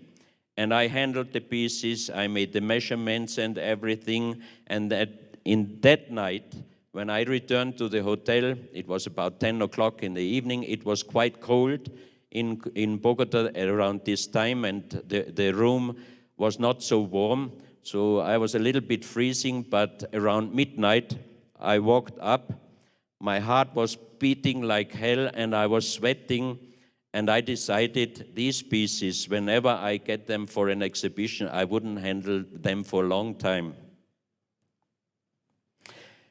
This is one of the stones found in Colombia. Professor Gutierrez made a check, and he said that left side, right side, and in the mouth, they had in the past precious stones, but the grave robbers, they took them surely out.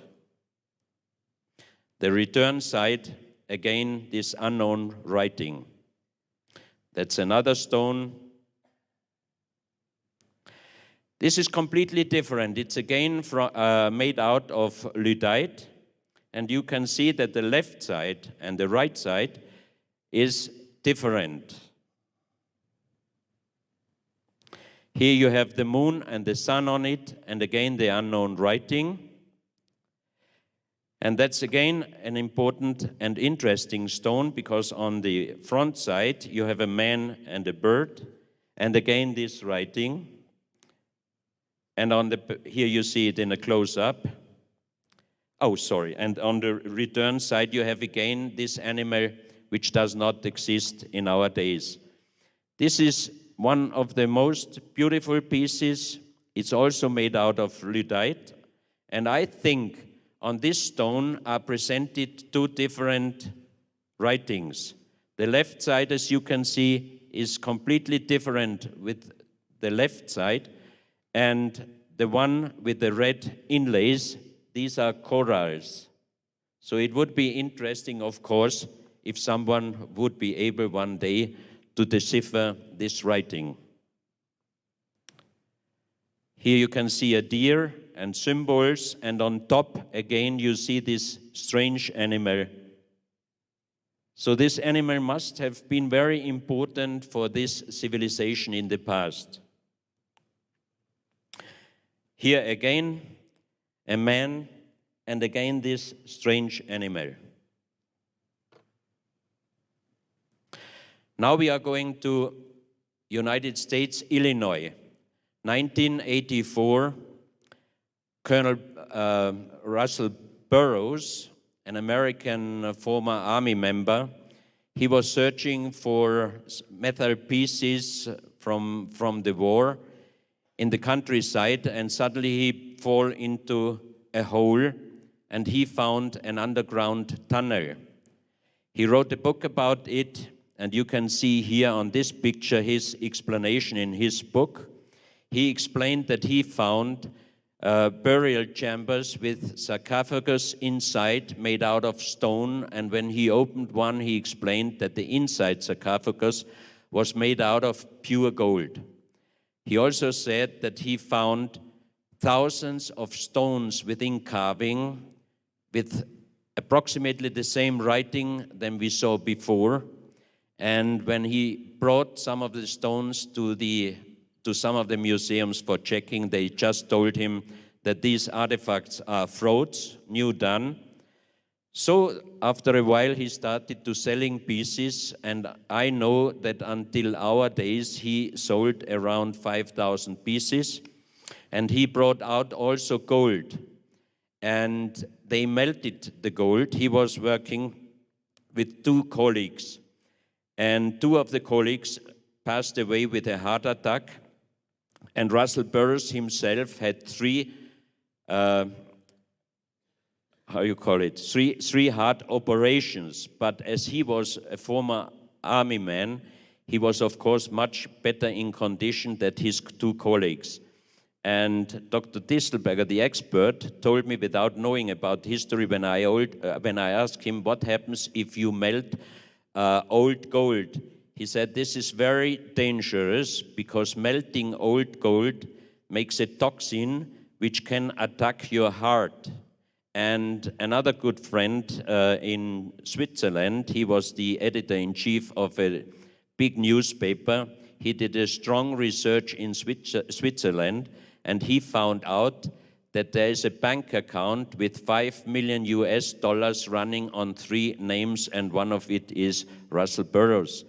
So he blown up the entrance of this underground tunnel system, and I can understand why, because if this cave would be announced and accepted, first of all found and then opened and accepted as an archaeological find, he would have a big trouble with United States government. One day he accepted a request from Wayne May. He is the editor of a magazine called Ancient American, to show him the tunnel system. And he brought him to the area. He asked him to pay him $10,000, then he will show him the underground cave. And at the place itself, he decided not showing him the place. But at this moment, Wayne May knew approximately where this underground tunnel system is. He called ground penetrate radar expert And here you can see what they found. This is the drawing by Russell Burrows, and this is what they found out, but they had heavy metal hits on the places where Russell Burrows mentioned that he found gold sarcophagus. And here he was describing that it was broken down, but this underground tunnel system goes further on until underground a mountain where the radar couldn't get any result anymore.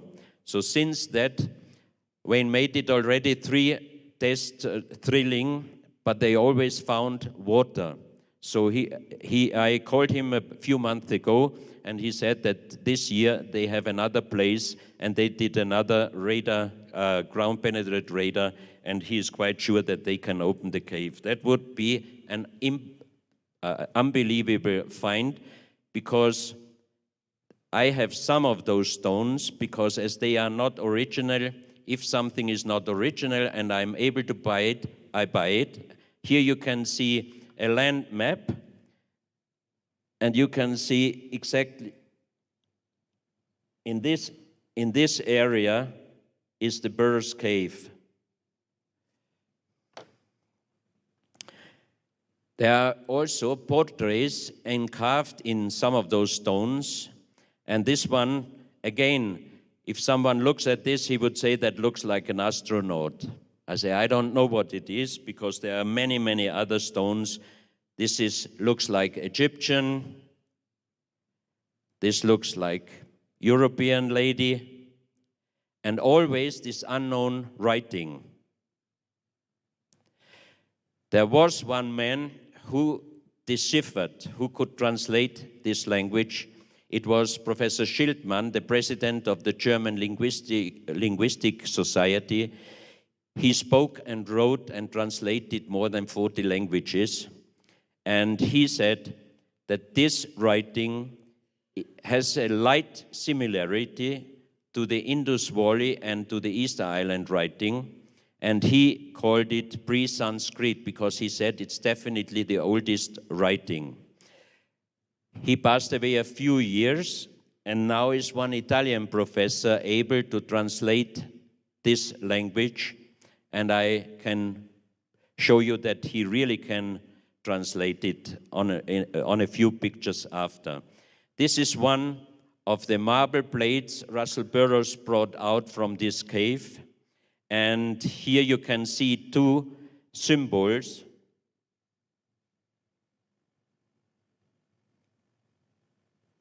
Here and here, and I found the same symbols on papers from James Churchward, a British man who did researches he worked in India for the army, and he got friend with some priests of a temple, and they showed him plates, golden plates, and the translation was talking about the sinking of the continent Mu, or Lemuria.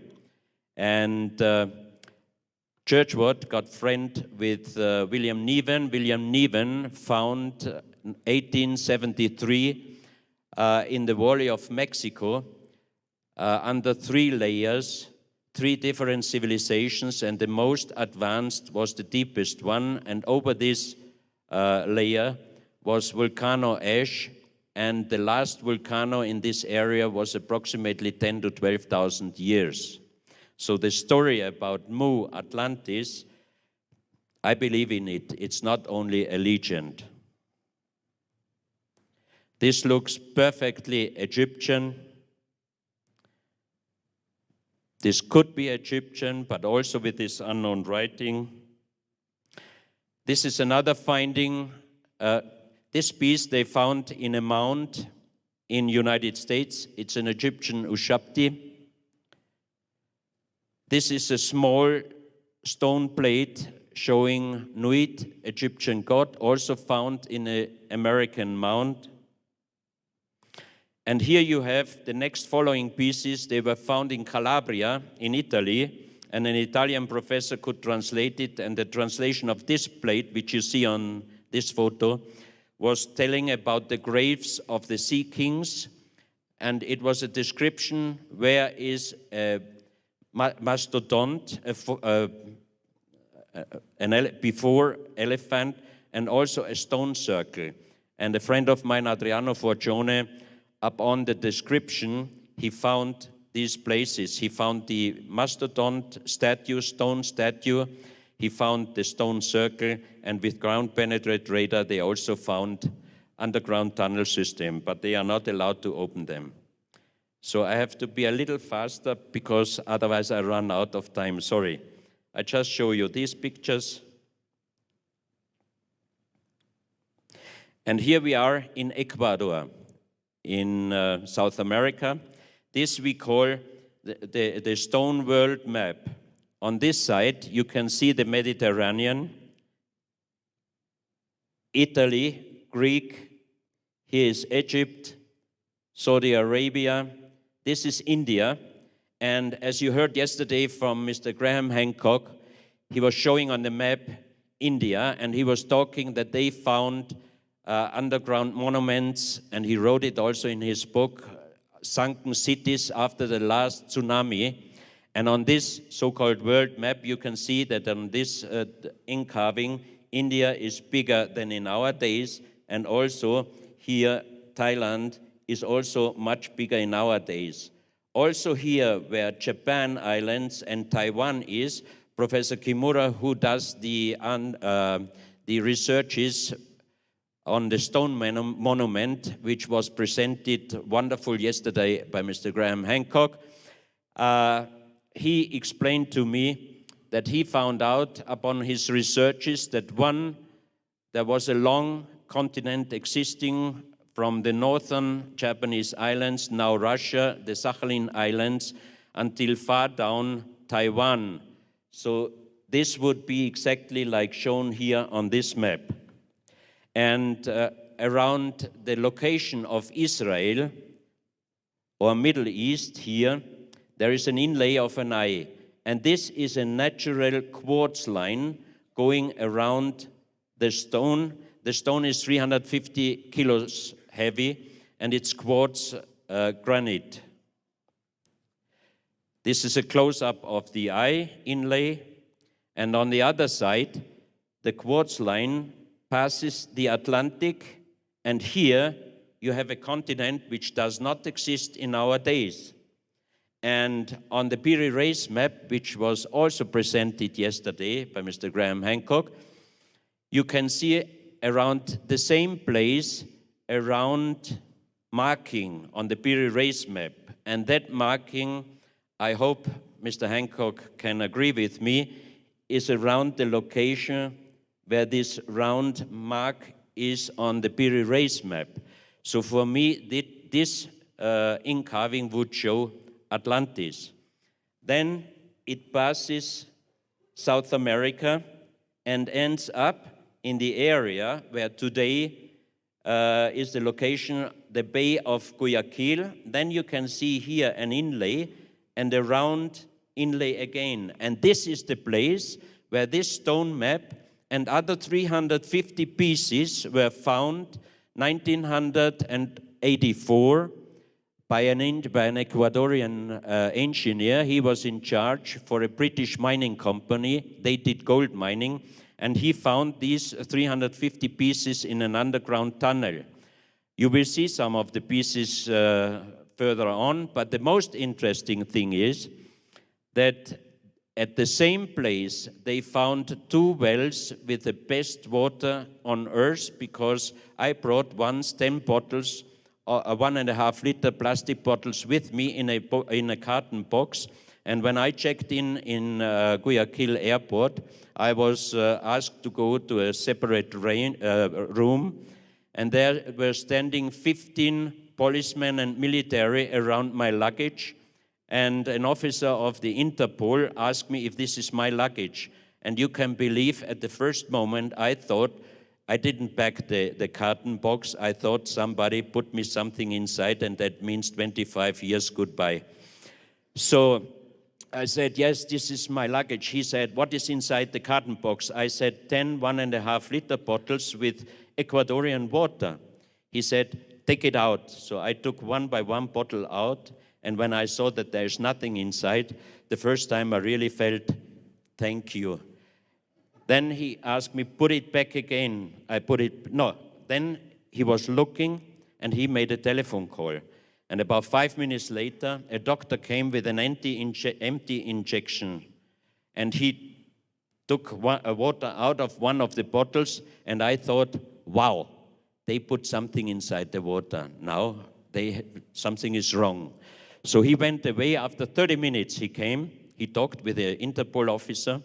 Then he asked me to put the bottles back again, and he put the carton box again 3-4 times through the scanner, and then he said, I can leave.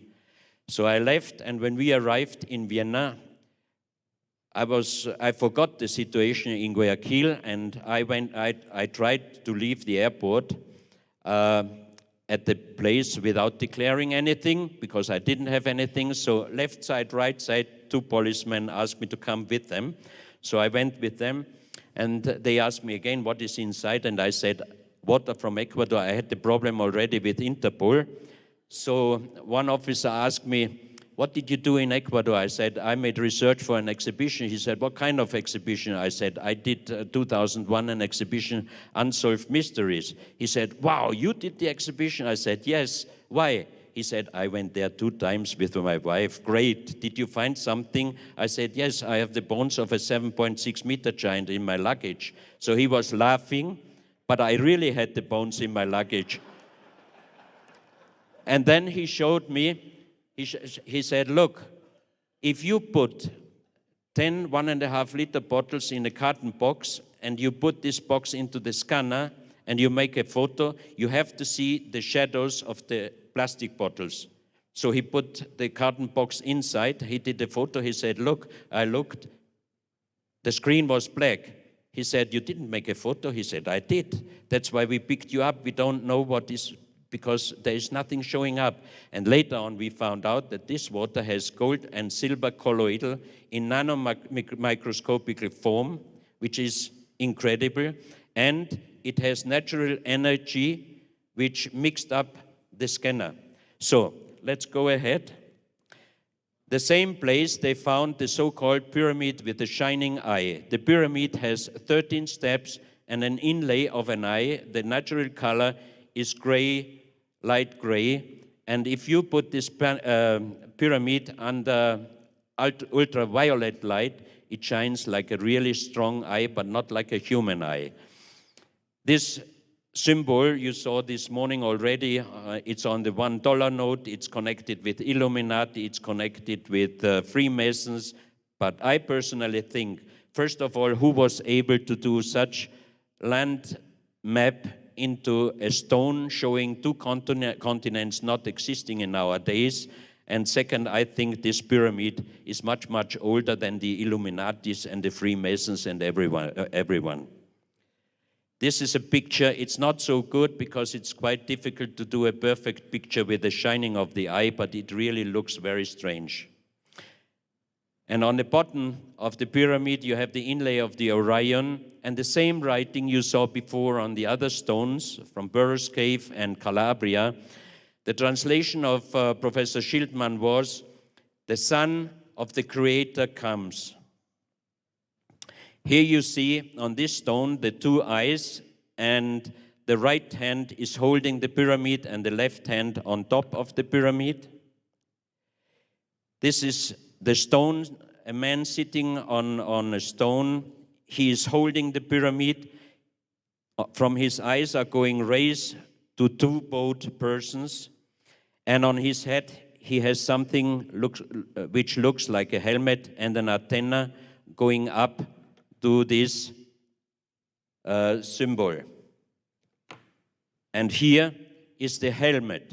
And you can see that in the middle of the helmet, something was broken away. Next time, when I get this piece to Europe, we do a material check. Another collection also found at the same place is a big jade cup with 12 little jade cups. The numbers on the 12 little cups are looking like the Mayan numbers, but they are different, a little bit different. And the strange thing is that on the big cup is an inlay of a star constellation, And the big cup inside is very magnetical. Outside, nearly nothing, only on one place outside. It's very magnetical. It's exactly in the center of the 3 stars.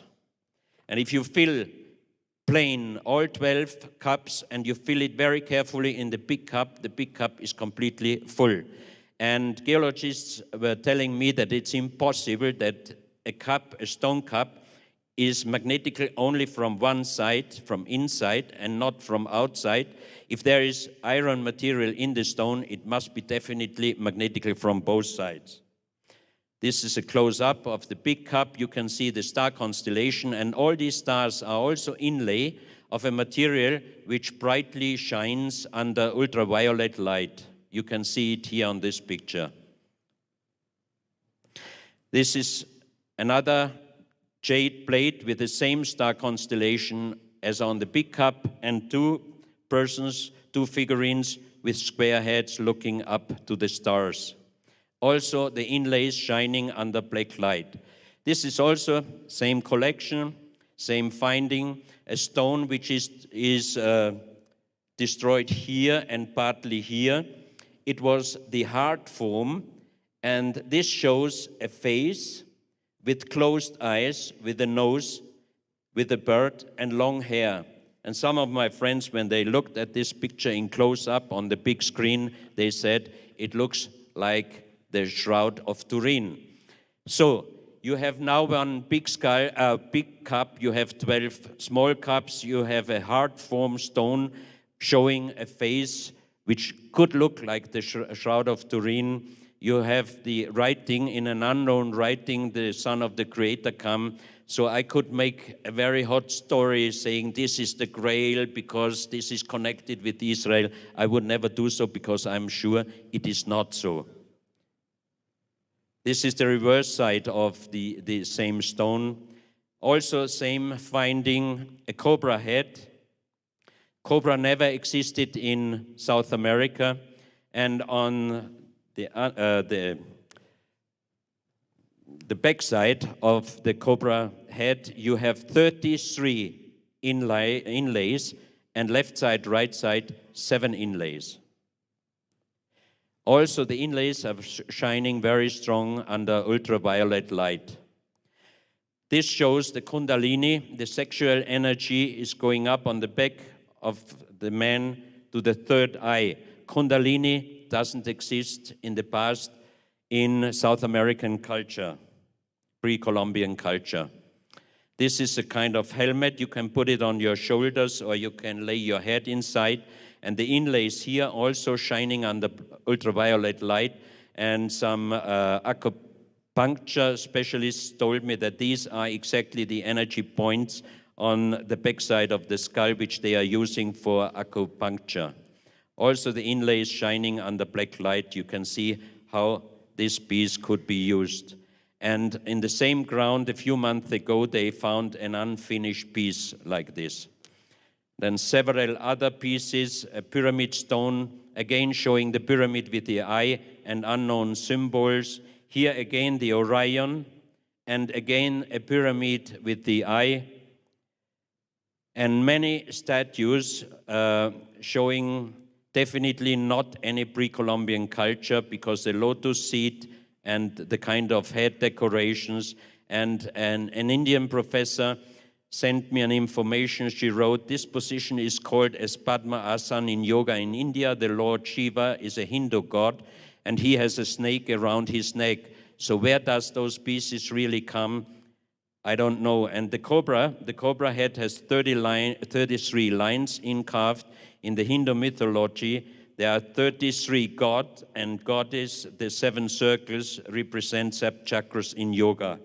I have to finish because I do not want to make Mr. Graham Hancock wait, because I'm myself am waiting for his speech.